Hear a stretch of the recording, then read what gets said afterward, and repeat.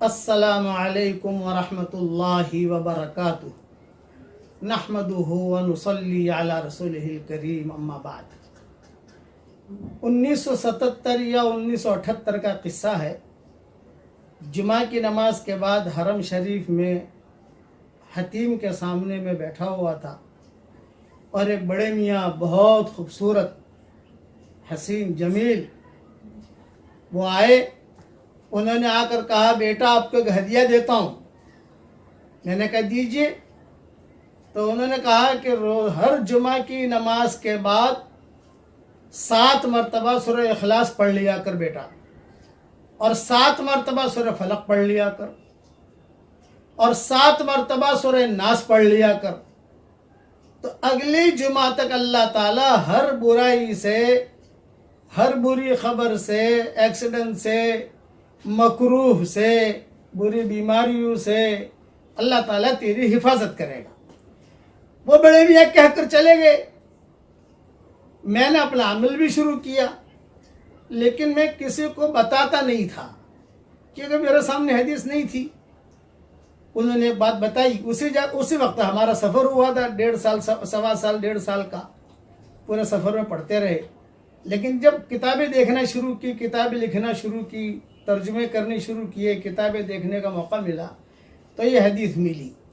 اس لیے آپ سب حضرات کو یہ میں بھی بتا رہا ہوں کہ ہر جمعہ کے دن، جمعہ کی نماز کے بعد یا ظہر کی نماز کے بعد، خواتین ظہر کی نماز پڑھتی ہیں ہمارے ہاں، فوراً پڑھنے کی ضرورت نہیں ہے۔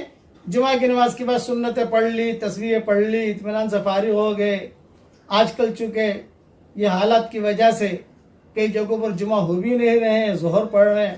شرط ہے اس میں جمعہ کا ہونا شرط ہے۔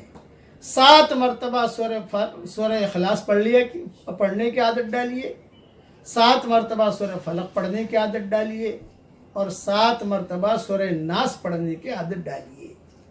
اس کا وقت، بہترین وقت تو یہ ہے کہ بھی سنتوں کے بعد، نفلوں کے بعد پڑھ لیں، لیکن بعض مرتبہ بھول جاتے ہیں تو بھی کوئی حرج کی بات نہیں، چلو عصر تک پورا کر لو جمعہ کے دن۔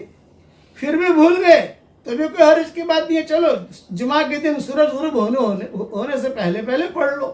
تو اس کی عادت ڈال دیجئے، تو اللہ تعالیٰ کی ذات سے امید ہے کہ انشاءاللہ اگلے جمعے تک اللہ تعالیٰ کی حفاظت میں رہیں گے۔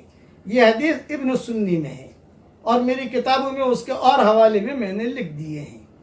یہ ساری تفصیل میں صرف ایک شرط ہے کہ جمعہ کا دن ہونا چاہیے۔ اب تو جمعہ کے دن چاہے اب جمعہ کی نماز پڑھیے یا ظہر کی نماز پڑھیے بس۔ اور اب یہ ویڈیو فوراً آگے بھیج دیجئے، جتنے لوگ انشاءاللہ پڑھیں گے آپ کو بھی ثواب ملے گا، پڑھنے والوں کو بھی ثواب ملے گا انشاءاللہ، اور مسلمانوں کی ہر شر سے حفاظت بھی ہو جائے گی۔ اللہ تعالی ہم سب سے راضی ہو جائے، آمین۔ وآخر دعوانا ان الحمدللہ رب العالمین۔